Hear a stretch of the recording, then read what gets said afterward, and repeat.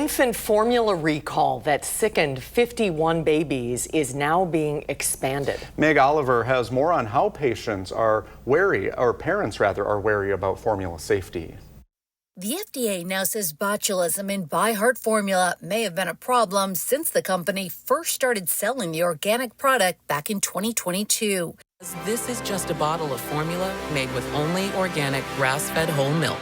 After a recent review, the CDC tied 12 additional cases of the toxic bacteria to the company, bringing the total to 51, including Hannah Everett's infant daughter, Piper. How terrifying was that? It's just really terrifying. And then, of course, you feel guilty because it's something you gave them, So it was just a whirlwind of emotions, and not to mention the having to do the feeding tube and the IVs. I think that part was probably one of the worst out of all of it. It's so hard to see your child in pain. Botulism is a rare but serious illness caused by a toxin that attacks the body's nerves. It causes difficulty breathing, muscle paralysis, and can be fatal. Symptoms in infants can include constipation, poor feeding, and lack of facial expression.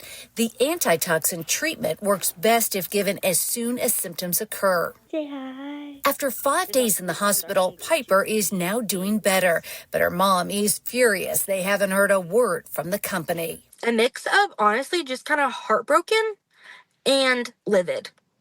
Anything that goes through our food supply chain should be very heavily regulated.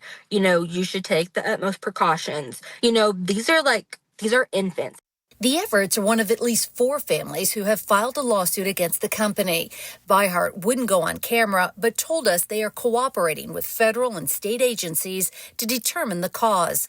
Parents should stop using all ByHeart formula immediately. Meg Oliver, CBS News, New York.